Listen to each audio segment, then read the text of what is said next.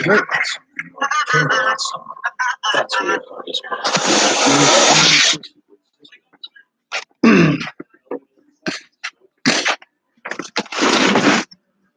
So, sensory overload issues are not a joke.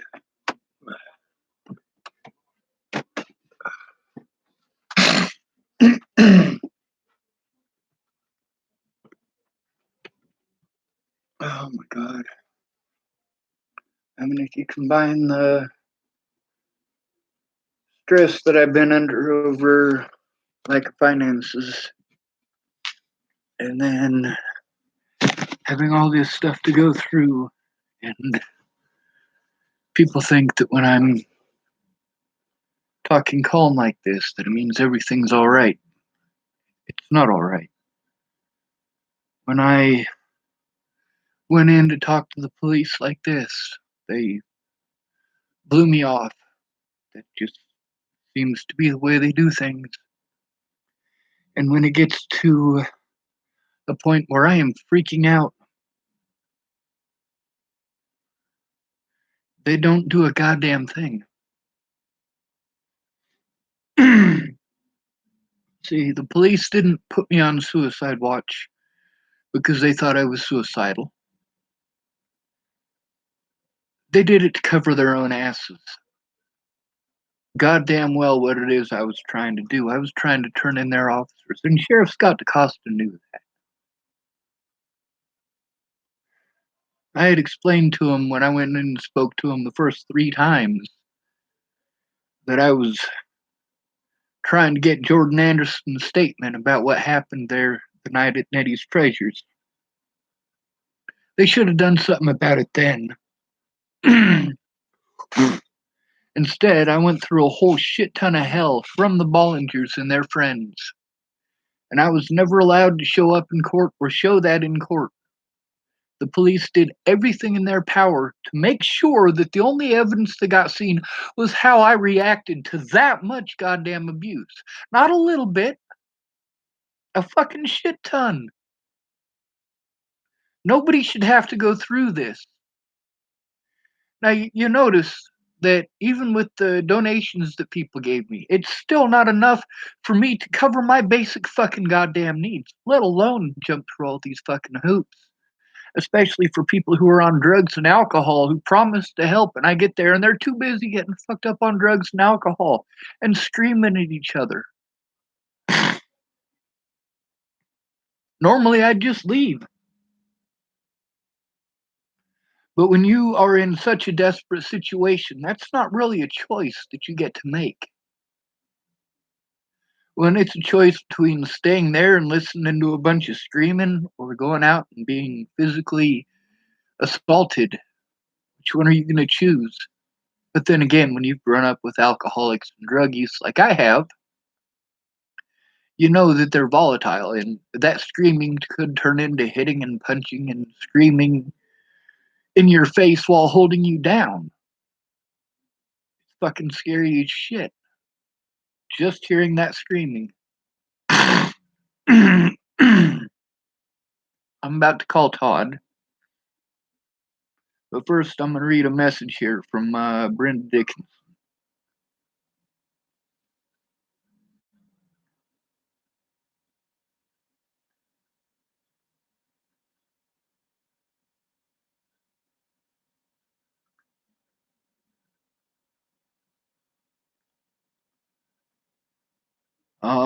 Well, she accidentally called me the other night. It says, "You missed a video chat with Brenda." That's Brenda Dickens. I type, "What? I missed your call. What do you need?" She typed, "Sorry, that was an accident. Thank you for asking if I needed anything, though." I typed, "Just because I'm mad and scared don't mean I don't care. You still up?" She typed, "Yes." I typed, "I would like to come see you for a few whenever you are willing, if that's okay." I lived across the street at Dallas's house, the one I wanted to buy before Natalie was killed. She typed, "I know you do. My speak to text was not working earlier and I was riding my bike. Right now I'm getting ready to go on a trip, so it's not a good time for company." I typed, "You said she would probably sell it for 7K. He picked it up for less than 2,000. And yes, ma'am. She typed, did he do a lot of work to it or something? I typed, no. She gutted it for meth. It's basically a shell. It had a wood burning fireplace and a stove and air conditioning. All of those were gone by the time he bought the place. She typed, can I call you? And I sent her my number. I typed the things I did because you let me hang. You didn't keep your word, didn't speak out, didn't answer your door when I needed my mail, didn't show up in court, and didn't bother with even acknowledging my existence. You said you thought of me as a son. When I needed family most, you were not there. She typed, okay then, take care, Sean. I typed, I'm doing my best with what I got, but everything was taken from me. She typed, I don't need the verbal abuse, will always love you. I don't see any of that as verbally abusive. I typed, I need help getting it back, and that requires people caring enough to tell the truth. I didn't need the verbal abuse either. I didn't need the assaults or threats, but I got them anyway. Those who just let it happen and never came forward showed me I have no family, or I would not have gone through all this abuse. When I told you how you not answering your door affected me, you weren't understanding. You were defensive and mean, and she was. And that's why texting, I hate it. People take it completely out of context. It's not how I mean it. They can't hear my voice. They don't know how I mean it. And most of them are interpreting it with their own, um, what would I call it? Self esteem or lack thereof.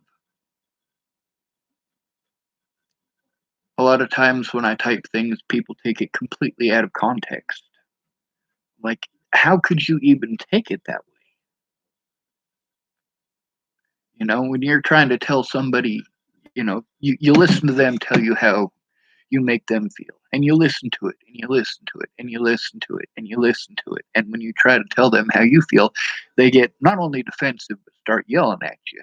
At least Aunt B didn't start yelling at me. It was just texting.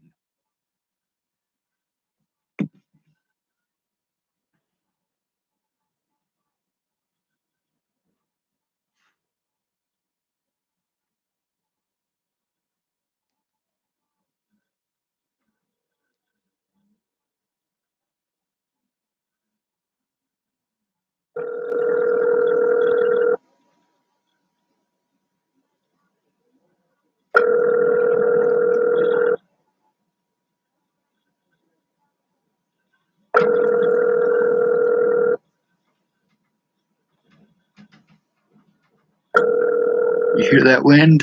You have reached the voicemail box of 72.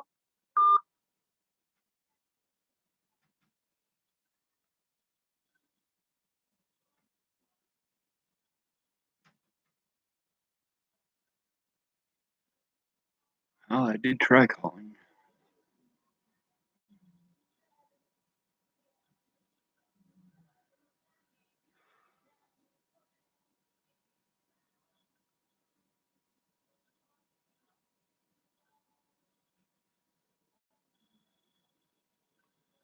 Texting Chloe. She's the one that had him call me earlier.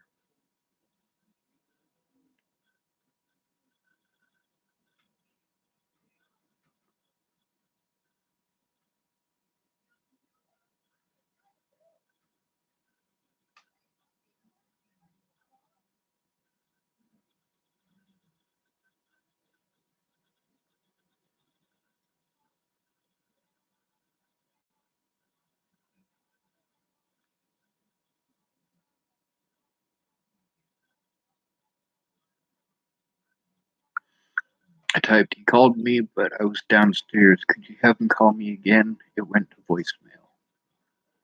Of course, she was on like 15 minutes ago.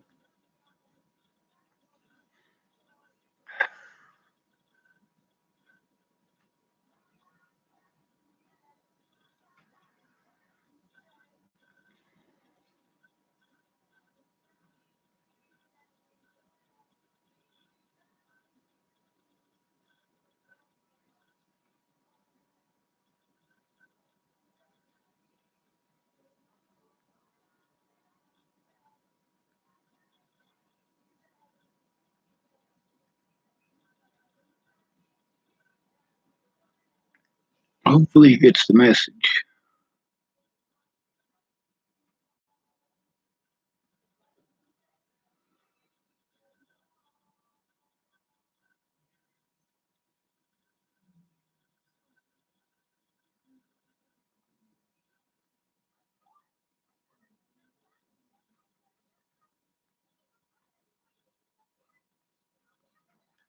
I don't know if the microphone will pick it up or not, but I can hear the TV from up here.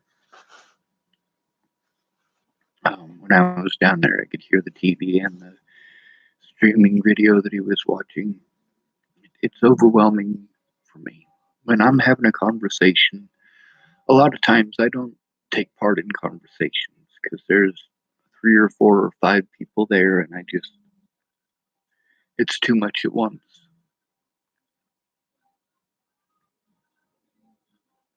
Um, but then there's the situation where it's a one-on-one conversation, and that I can handle extremely well. But it also depends. Like Shannon Alvarado, she was drunk. It's not a one-on-one conversation. It's one-sided. With Fuzzy Bear, that's what we called Christopher Tapp. It's not a conversation because he was drunk.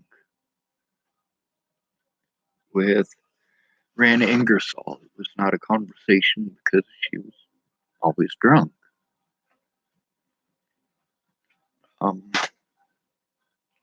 at, Downstairs, very good. Sally Trions, at least they weren't drunk the whole time. They were a bunch of stoners and they were loud. I mean, God, they were loud, but at least they weren't drinking.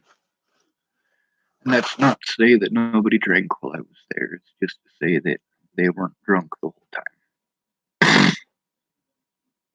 But then when you've got to deal with alcoholics screaming or people on drugs who are screaming, in addition to whatever violence they have on TV, it's even more freaky.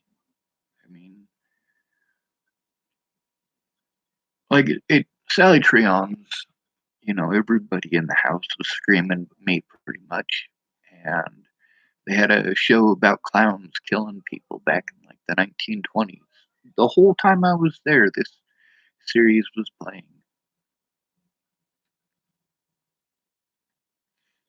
And it ran Ingersoll's. I mean, in addition to her being drunk and screaming, and the kids being, well, they're violent little monsters. There's no doubt about that. Screaming at each other and throwing shit at each other and throwing shit at us, and fucking hitting each other. And then on top of that, Ryan was watching the Bates Motel. So I mean, this room that I am in now is bigger than that camper. I mean, it's definitely bigger than that camper. It's wider and longer, and for all of us to be stuck in that environment is kind of freaky.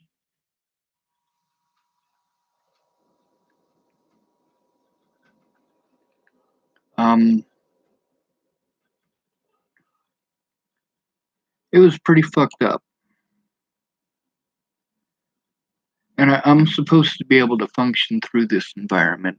Well, I've got 10 million things that I need to do. I need access to the internet, and I need some peace and quiet. I'm not getting peace and quiet, and I don't have access to the internet around. Um, the Fuzzy Bears, I had 1 hour of free internet through one of those apps or whatever, and it would have been nice to be able to utilize that 1 hour of free internet that I had to actually do something useful. But it's hard to do anything useful when you've got an alcoholic screaming at you, demanding your attention because he's drunk. It was fucking freaky.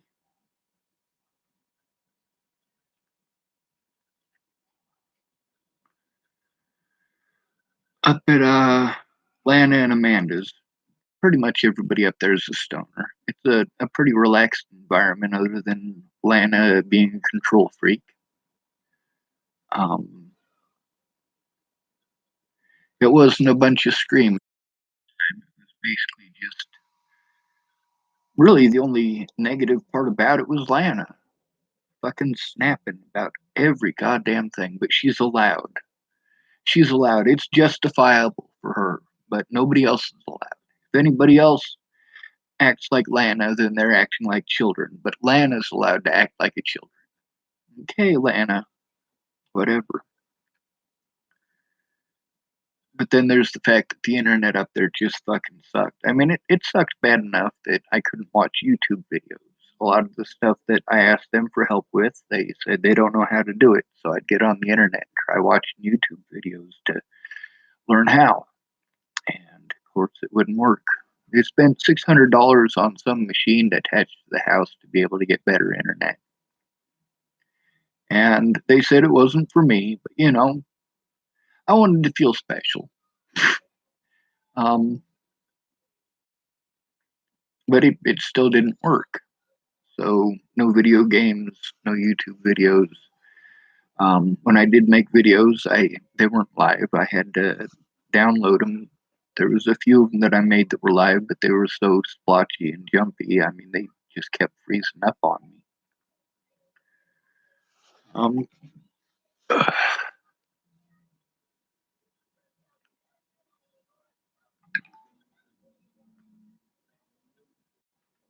I don't think Todd's gonna call at the moment.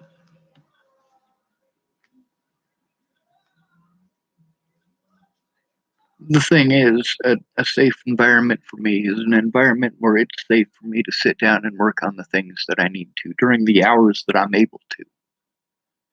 I mean, obviously, not being able to do anything until nighttime prevents me from doing nearly everything that I needed to do, because I needed to call lawyers, I needed to call the police, I needed to do all sorts of stuff that needed to be done during normal business hours. And because of the rules at different places that I was at, like Shannon Alvarado's, can't make videos during the day because her daughter's awake and she doesn't want people thinking she's abusing her daughter. Well, all right then. That literally makes it so I can't do any of the shit that I needed to do there, other than just collect evidence, which I did a lot of. Um, when I was at Candace Bondurant's, my phone wouldn't work for shit, and I didn't have my computer, so I had to use Candace's work computer. And there was no internet access unless she and her kids were there. And of course, I can't be talking about murder and rape and fucking child molesters and Tim Beeson and Ted Bollinger in front of her kids. That wasn't registering to her, though. And then finally, I turned over my Facebook to Rochelle Shelley Campbell so she could use it. The police already had access to it. They didn't need Rochelle Shelley Campbell to do that. They already had access to it. Matter of fact, they were supposed to bring me my computer the next day. They just never fucking did. That's why they asked me to go to Boulder. I'm like, all right, fine, I'll go to Boulder. At least I know people in Boulder. At least people will see, yeah, this is a really fucked up situation and I really needed fucking help while you guys were ignoring me and I was going through hell. You guys fucking didn't give a shit. Fuck it, right?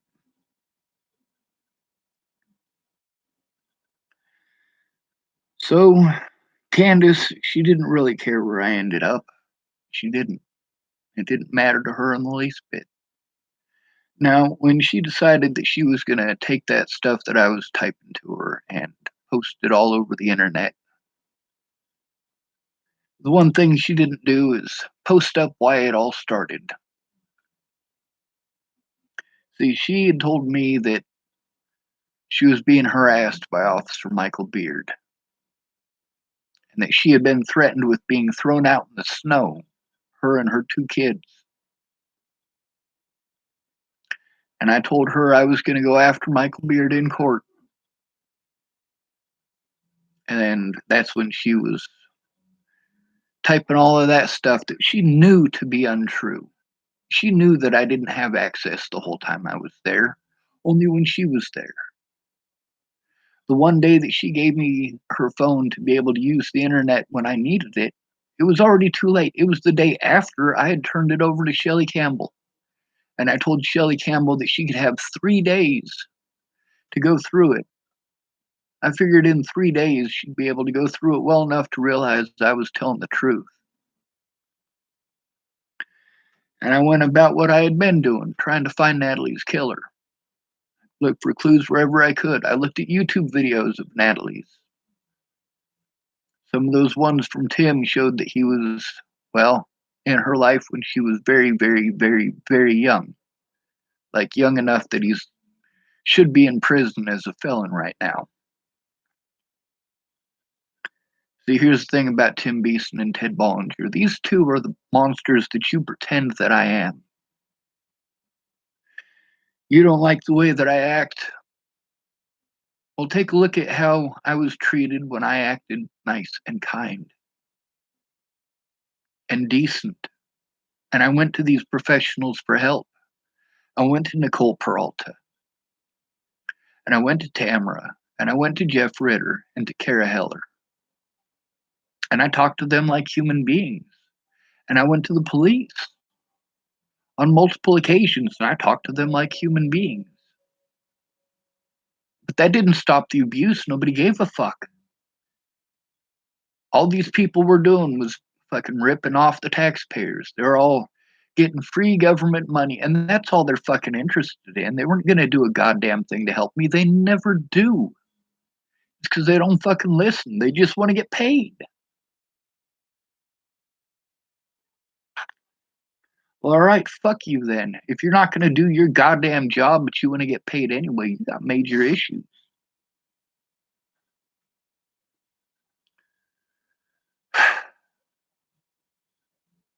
I just wish someone would blow my fucking head off.